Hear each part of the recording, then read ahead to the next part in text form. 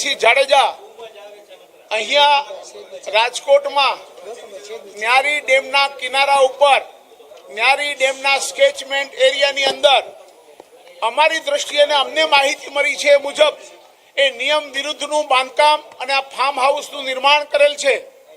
આ એટલા માટે અમારે રજૂઆત કરવા આવી પડી છે કે આજ ગીર સોમનાથના કલેક્ટર દિગ્વિજયસિંહ જાડેજા ગીર સોમનાથની જિલ્લામાં ગરીબોના મકાનો, ગરીબોના ઝૂંપડાઓ, ગરીબોના ખેતરો પોતાનો સત્તાનો ગેરઉપયોગ કરીને ઉજાડી રહ્યા છે। ત્યારે ત્યાંની પ્રજાએ અમારી પાસે માહિતી આપી કે આ લોકો આવી રીતે અહીંયા રાજકોટમાં રહે છે। અમારી આજની રજૂઆત ન્યારી ડેમના કિનારો પર આવેલું આદિરાજ ફાર્મ, જેની માલિકી આ ગીર સોમનાથ કલેક્ટરની છે, આ ફાર્મની અત્યારે રાજકોટની બજાર ભાવ પ્રમાણે ઓછામાં ઓછી 20 કરોડ રૂપિયાની કિંમતનું આ ફાર્મ હાઉસ છે।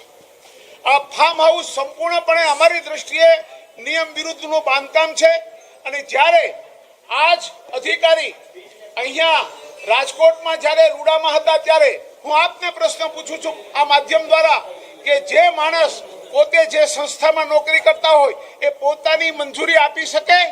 મારી પાસે માહિતી છે કે રૂડામાં હતા ત્યારે જ એમના ફાર્મ હાઉસની નિર્માણ કરવાની મંજૂરીઓ લીધી છે એણે, પણ એની પણ તપાસ થવી જોઈએ।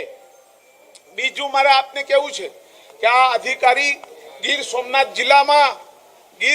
જિલ્લામાં રાત અને દિવસ માત્ર ને માત્ર ભ્રષ્ટાચાર કરીને અમારી પ્રજાને લૂંટી રહ્યા છે। મારે આપને કહેવું છે કે અમે અમારા ઇતિહાસમાં ભણતા હતા ત્યારે વાંચ્યું હતું કે મોહમ્મદ ગજની અમારા સોમનાથને લૂંટવા આવતો હતો। અમને આજે એ પ્રતીત થઈ રહ્યું છે કે આ આધુનિક લાયસન્સદાર લૂંટેરો અમારા ગીર સોમનાથને અત્યારે ખુલ્લે આમ લૂંટે છે। એની અમે પણ સરકારમાં રજૂઆત જાહેરમાં કરી છે અને સરકારમાં પણ અમે રજૂઆત કરવાના છે। અમે આના માટે chief secretary of Gujarat, vigilance, ACB, CBI આ બધા જ સરકારી તંત્રોને કે જે આ ઉચ્ચ અધિકારીઓ પર પગલાં લઈ શકે અને એની ભ્રષ્ટાચારની તપાસ કરે એના માટે અમે ગીર સોમનાથમાં ભ્રષ્ટાચાર નાબૂદી સમિતિ બનાવી છે। આજે એના બધા જ માનનીય સભ્યોમાંથી અમે 15 માણસો આજે અહીંયા રાજકોટ આવ્યા છે। એમાં 5 વકીલ મિત્રો અમારી સાથે છે, બીજા 10 સભ્યો છે। એમાંથી અહીંયા અમે સ્ટેમ્પ ઓફ રજિસ્ટ્રાર સાહેબને પણ અમે આજે વિનંતી કરી રહ્યા છે અમારા વકીલશ્રીઓ કે આજે તમે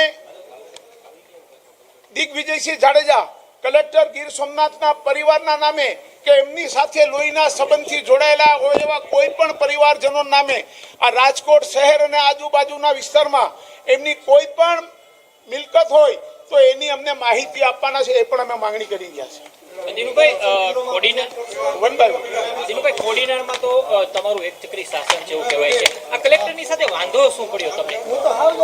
કલેક્ટરની સાથે વાંધો એ પડ્યો, એવું કાંઈ તમે મને કહેતા હોય તો વાંધો નથી। જાહેર જીવનમાં કોઈની સાથે અમારે વાંધો પડે જ નહીં, પણ અમારી નગરપાલિકાની ચૂંટણી હમણાં જ ચાલુ હતી, આપણે જોયું હતું, એણે અમારા ગામના બધા જ બૂથોને સંવેદનશીલ જાહેર કરાવ્યા માત્ર કોંગ્રેસને ખુશ રાખવા માટે।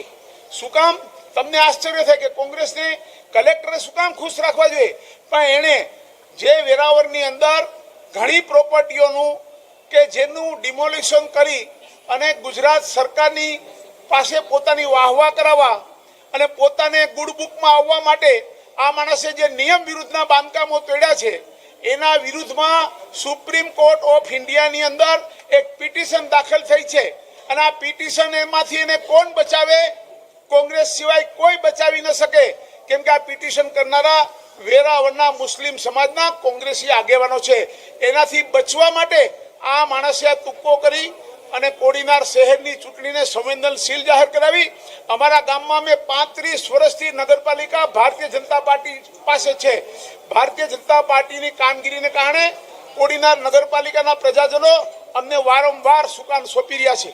એમાં ભાઈને એવું થયું કે હું આ બધું કરું, મારો દીકરો શિવાભાઈ 7 નંબરના વોર્ડમાં એ ચૂંટણી લડતા હતા, એક કલેક્ટર દરજ્જાનો માણસ ચાલુ મતદાને 2 કલાક સુધી એ મતદાન મથકમાં શું કરતા હતા, લોકોનો કેવો પ્રભાવ પાડતા હતા કે તમારે કોઈ ડરવાની જરૂર નથી, પણ અમારું શહેર એમ કોઈથી ડરે નહીં। બધાએ નિર્ભયપણે પૂરેપૂરું 60% જેટલું મતદાન કરીને અમે લોકો ભારતીય જનતા પાર્ટીને વિજયી બનાવી છે। તમારા ધ્યાનમાં ક્યારે આવ્યું કે